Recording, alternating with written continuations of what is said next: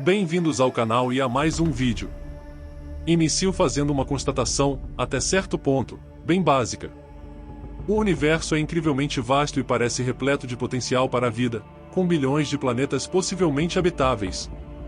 Se uma civilização avançada tivesse a tecnologia para viajar entre as estrelas a apenas 0,1% da velocidade da luz, ela poderia colonizar nossa galáxia em cerca de 100 milhões de anos, o que não é tão longo considerando os bilhões de anos que a Via Láctea existe. Em princípio, qualquer civilização espacial deveria ser capaz de se espalhar rapidamente por setores enormes da galáxia. No entanto, não vemos nada, não ouvimos nada. O universo parece vazio, desprovido de outros seres. Isso é o paradoxo de Fermi, mencionado em um outro vídeo do canal, esse aqui no card. Enfim. Diante do universo aparentemente vazio, a humanidade enfrenta um dilema. Queremos desesperadamente saber se estamos isolados na Via Láctea, queremos chamar e nos revelar a qualquer um que esteja observando, mas isso poderia ser a última coisa que faríamos. Porque talvez o universo não esteja vazio, talvez esteja cheio de civilizações, mas elas estão se escondendo umas das outras. Talvez as civilizações que chamaram a atenção no passado tenham sido eliminadas. Esta é a solução da floresta escura para o paradoxo de Fermi.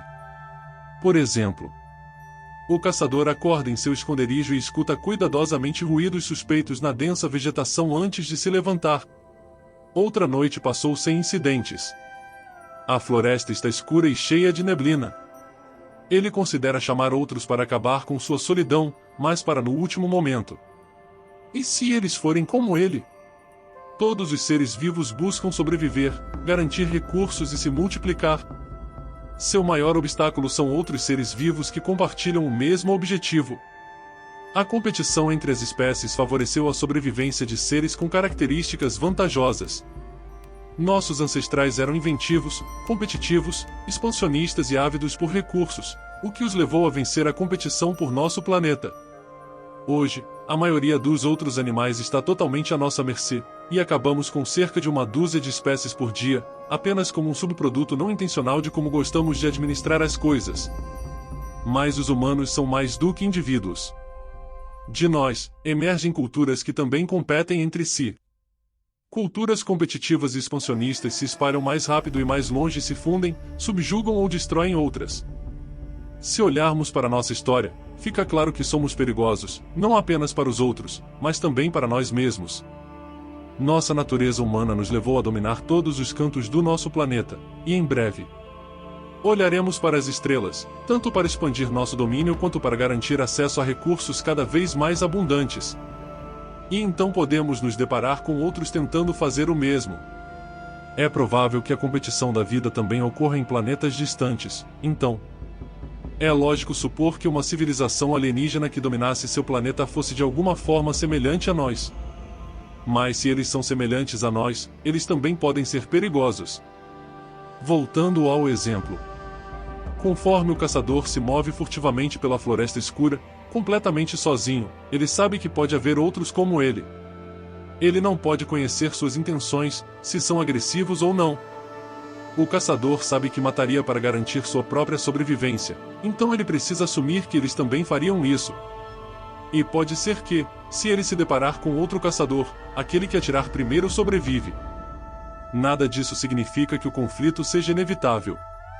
Até agora, o progresso do mundo moderno parece ter nos tornado mais pacíficos, não mais violentos. Talvez isso também seja verdade para outras civilizações, que eventualmente o progresso signifique menos conflito, e não mais. Diferentes civilizações alienígenas também devem variar entre as brandas e pacíficas, até as malévolas e militaristas. O problema existencial que estamos enfrentando é que, quando encontramos outros entre as estrelas, não temos como saber quem é pacífico ou agressivo e quais são suas verdadeiras intenções. Da mesma forma, eles podem não entender ou confiar em nossas intenções, mesmo se dissermos que somos pacíficos. Além disso, se descobríssemos outra civilização e eles nos descobrissem, a distância em anos-luz entre nós significaria anos de atraso na comunicação.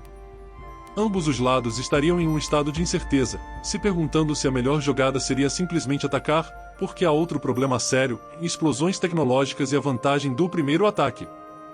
Não sabemos onde estão os limites da tecnologia, mas sabemos o quanto o progresso tecnológico importa na guerra. Algumas centenas ou milhares de anos podem transformar um conflito com resultados incertos em um massacre unilateral. As legiões de César não teriam chance contra o exército de Napoleão com seus canhões e mosquetes, que, por sua vez, seriam erradicados pela artilharia da Primeira Guerra Mundial, que também não teria chance contra os drones e mísseis guiados de hoje. O nível de poder das diferentes civilizações pode variar drasticamente, mesmo que não o façam. Entre o momento em que detectamos outra civilização e dizemos oi, podemos já estar irreparavelmente atrasados na árvore tecnológica. Isso é suficientemente ruim, mas a natureza do conflito interestelar piora tudo.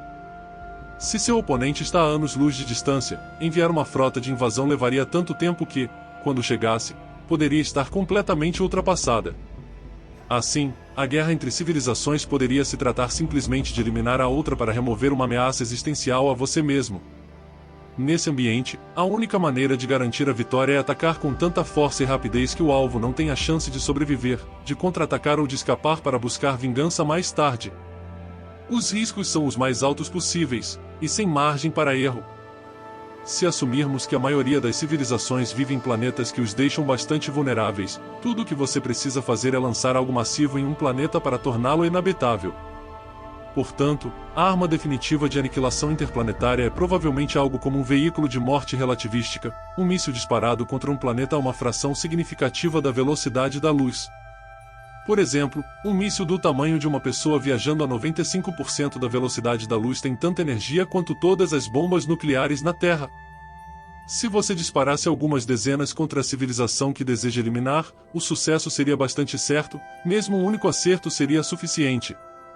Isso não é tão absurdo assim. Uma civilização apenas um pouco acima de nós na escala de Kardashev teria energia suficiente para enviar vários ataques contra cada planeta que suspeita de abrigar vida. O que torna essas armas tão sinistras é o quanto elas favorecem um primeiro ataque, já que seriam tão rápidas que poderia ser impossível se proteger efetivamente contra elas uma vez lançadas. O conflito entre civilizações pode não ser longo, mas situações de vencedor leva tudo rapidamente, onde o primeiro a atirar vence. Isso torna qualquer civilização uma ameaça existencial para qualquer outra.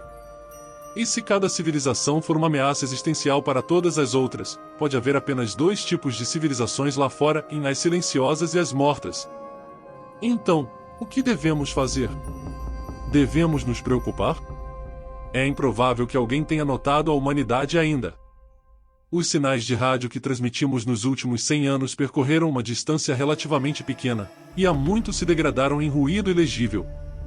Em nosso estágio tecnológico, se não tentarmos ativamente chamar a atenção e se ninguém olhar especificamente para nosso sistema solar, não muito notável, permaneceremos ocultos.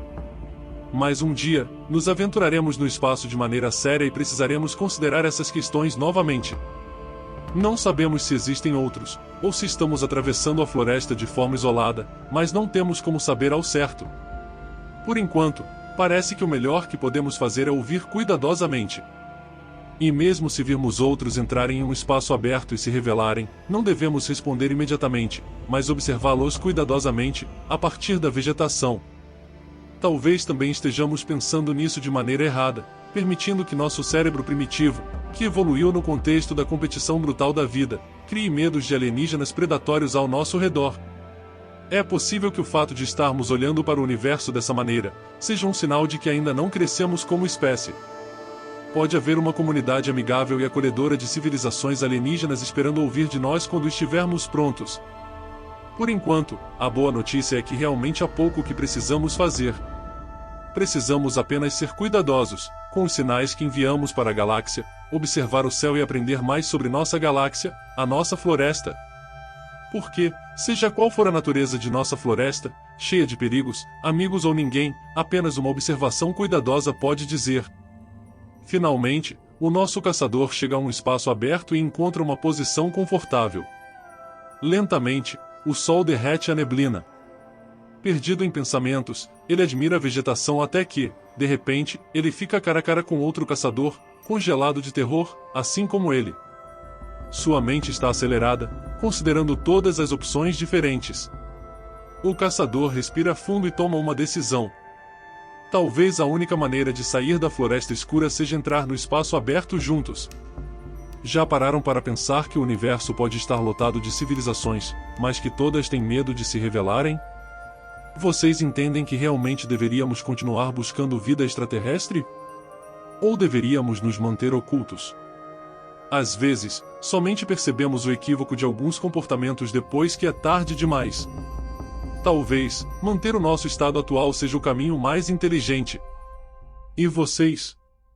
O que pensam a respeito? Chegamos ao fim. Muito obrigado por assistir. Se possível, inscreva-se no canal, deixe o seu gostei e recomende o vídeo. Abraço.